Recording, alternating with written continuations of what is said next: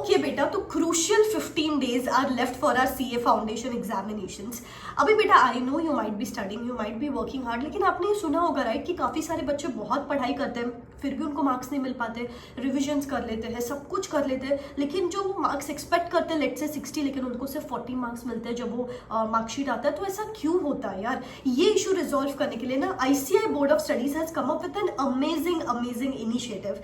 They are conducting subject specific webinars, जैसे कि accounts का अलग, लॉ का अलग, इकोनॉमिक्स का अलग, मैथ्स का अलग, जहां पे वो लोग बहुत ही क्रूशियल इनसाइट्स डिस्कस कर रहे हैं। जैसे कि लेट्स से एक पर्टिकुलर पेपर है, इसमें किस टाइप के क्वेश्चन एक्सपेक्टेड है, ICAI कहाँ आपको बोनस मार्क्स देता है, ICAI कहाँ आपके मार्क्स डिडक्ट करता है, कौन से ऐसे पर्टिकुलर इंपॉर्टेंट क्वेश्चंस है, इंपॉर्टेंट चैप्टर्स है जो आपको रेफर करने चाहिए in these last few days before the examinations, time management क्या होना चाहिए, प्रेजेंटेशन किस तरीके से होना चाहिए, इतने सीक्रेट टिप्स बताते हैं ना जिससे आपके हर सब्जेक्ट में 15 to 20 मार्क्स बढ़ सकते हैं। Yes, these are very crucial pointers. Problem एक ही है, ये जो एक एक वेबिनार होता है वो 2-3 घंटे का होता है। मुझे पता है आप लोग के पास टाइम है नहीं, इसलिए I am sitting down noting down the crucial webinar pointers for you so that you take a note of them, avoid these mistakes in the examinations and increase your minimum 10 to 15 marks in every subject। ठीक है, इस particular video में अपन accounts के webinar summaries की बात करेंगे। बचे हुए वेबिनार समरीज भी जल्द चैनल पे आने वाले हैं। लॉ, इकोनॉमिक्स, मैथ, सब कुछ क्रूशियल पॉइंटर्स मैं आपके साथ शेयर करने वाली हूँ, तो चैनल को सब्सक्राइब करके रखना और बेल आइकॉन हिट करके रखना। Now let us begin.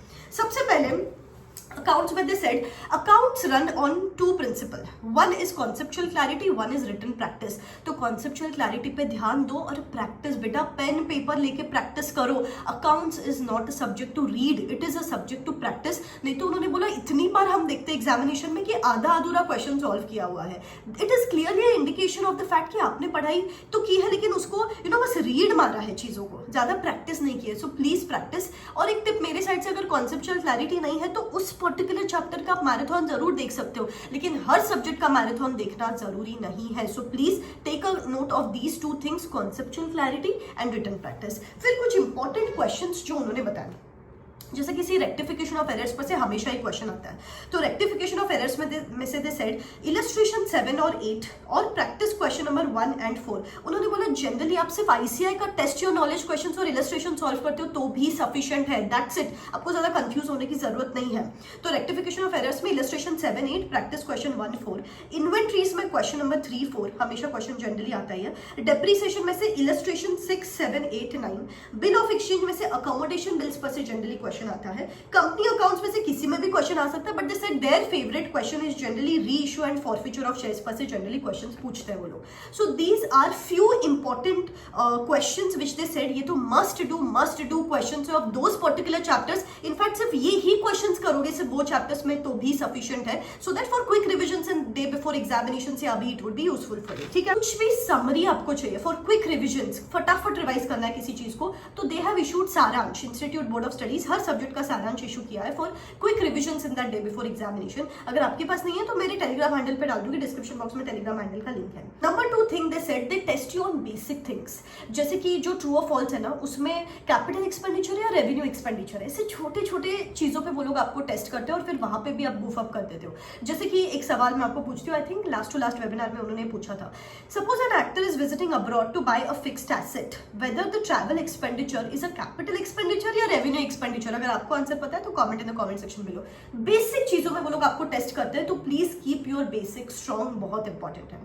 फिर थर्ड थिंग जो उन्होंने बोला, राउंड ऑफ में बच्चों को जनरली दिक्कत आती है कि राउंड ऑफ कितने डेसिमल्स तक करना है। So round off up to 2 to 3 decimals maximum. जहां जहां पे आपको अजम्पशन देना है अजम्पशन दो, जहां जहां पे उन्होंने इंस्ट्रक्शन दिए हैं आप वो इंस्ट्रक्शन फॉलो कर सकते हो। Working notes and assumptions form the part of answer, they clearly mention it is not a rough work, it is a part of answer. तो बेटा वर्किंग नोट, जैसे कि सब्सक्रिप्शन अकाउंट है तो सब्सक्रिप्शन अकाउंट को आप face of the balance sheet या face of the P&L पे हर स्टेप नहीं लिख सकते हो, तो ड्रॉ अ वर्किंग नोट। ऐसे ही आप फॉर्मेट में गलती कर देते हो ना, फिर वो लोग आपके मार्क्स डिडक्ट करते हैं। तो keep a note of the format as well and proper working notes जहां जहां पे रिक्वायर्ड है आपको ड्रॉ करने ही करने हैं। उसके बाद दे सेड सिली मिस्टेक्स होते हैं, जैसे कि कैरी फॉरवर्ड एरर कर दिया, कॉपी पेस्ट एरर कर दिया, एग्जाम मतलब क्वेश्चन पेपर पे 5-2 है, आपने 2-5 कॉपी कर लिया, कैरी फॉरवर्ड सपोज आपका इस पेज पे लास्ट पॉइंट है 0.54, आपने कैरी फॉरवर्ड कर लिया 0.45, आपको लग रहा है कि आप सब सही लिख रहे हो और लिख भी रहे हो, लेकिन एक न्यूमरिक एरर की वजह से फिर आपको मार्क्स ही नहीं मिलते। तो इट इज वेरी इंपॉर्टेंट थोड़ा सा काम माइंडसेट के साथ एग्जामिनेशंस लिखोगे, नहीं तो बहुत ज्यादा सिली मिस्टेक्स की वजह से फिर अपने को मार्क्स नहीं मिलते। अगर किसी ने ये गलतियां की है ना पास्ट में, तो मुझे जरूर कॉमेंट सेक्शन में कॉमेंट करके बताओ, बिकॉज बेटा सी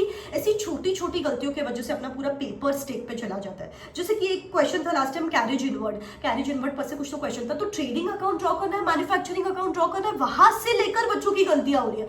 और एक क्वेश्चन था journal entries in the books of drawer, आप journal entries in the books of draw ही करके आए हो, 8 मार्क का क्वेश्चन पूरा स्टेक पे, भले ही आपने सब जर्नल एंट्रीज राइट किए, लेकिन that was not asked in the exams. So please take a note of what is asked. अभी उसमें भी कभी नरेशन नहीं लिखा है, कभी डेबिट क्रेडिट नहीं लिखा है, आधा अधूरा फॉर्मेट ड्रॉ किया है। बेटा please be particular of these little things. Her question में अगर आपके 2-2 मार्क भी बढ़ गए इसके इन छोटी चीजों की वजह से, तो 10 मार्क तो ऐसे ही बढ़ जाते हैं।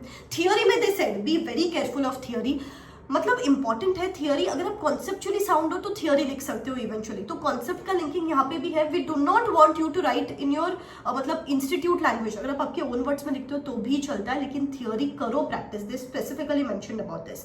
क्वेश्चन नंबर 1 12 to 13 मिनट्स में हो जाना चाहिए।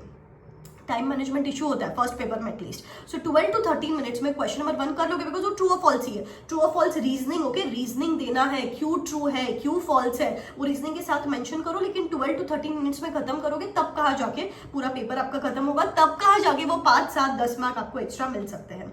देन दे सेड कैलकुलेटर, जो कैलकुलेटर पे प्रैक्टिस करते हो वही कैलकुलेटर एग्जामिनेशन में कैरी करना है, नहीं तो फिर वहां पे कंफ्यूज कर देते हो आप छोटी चीजों में। एंड साइंटिफिक कैलकुलेटर आप यहाँ पे नहीं कैरी कर सकते हो, that is what they mention.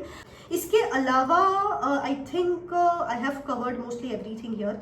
They said depreciation में गलतियां कहाँ होती है generally, provision of depreciation account, machinery disposal account. Generally depreciation में ये दोनों टाइप के अकाउंट्स ड्रॉ करने बोलते हैं, और यहाँ पे बच्चे कहीं ना कहीं तो गलतियां कर ही देते हैं। ट्रिक एडजस्टमेंट्स पूछते वो लोग, और वहां पे बच्चों की टाइटर फिश हो जाती है, बैंड बच जाती है। तो बेटा ये छोटी छोटी चीजें हैं जिसको अगर आप अभी नोट डाउन करके रखो, और एग्जामिनेशन हॉल में जाने के पहले भी खुद को रिमाइंड करोगे ना, तो भी एक्चुअली आपके कैसे मार्क्स बढ़ जाएंगे ना, आपको समझ में नहीं आएगा, because these are effortless marks. लेकिन कॉन्शियसली अगर आप ये मिस्टेक्स अवॉइड करोगे ना एग्जामिनेशंस में, तो मार्क्स आपके ऐसे ही बढ़ जाएंगे। ठीक है, so these are the smart hacks जो आपको अडॉप्ट करने अभी, और बचे हुए सब्जेक्ट की भी समरी जल्द चैनल पे आने वाली है। बस आप पढ़ते रहो और ये छोटी छोटी गलतियां अवॉइड करो। ये गलतियां अवॉइड करने के लिए सिंपल चीज है, 2-2 पेपर हर सब्जेक्ट के देना शुरू कर दो, एटलीस्ट एक पेपर तो दो, so that time management, speed, presentation बराबर टाइम से सब होता है कि नहीं, ये देखने के लिए आपको पेपर सॉल्विंग बहुत इंपॉर्टेंट है। तो अगर कर सकते हो तो दैट इज एक्सट्रीमली गुड। बस यार अभी और टाइम वेस्ट नहीं करते, these are the golden magical 15 days for अस,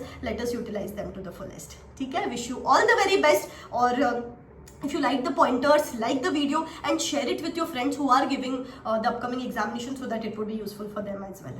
ठीक है, पढ़ते रहो। Wish you all the best. Bye bye.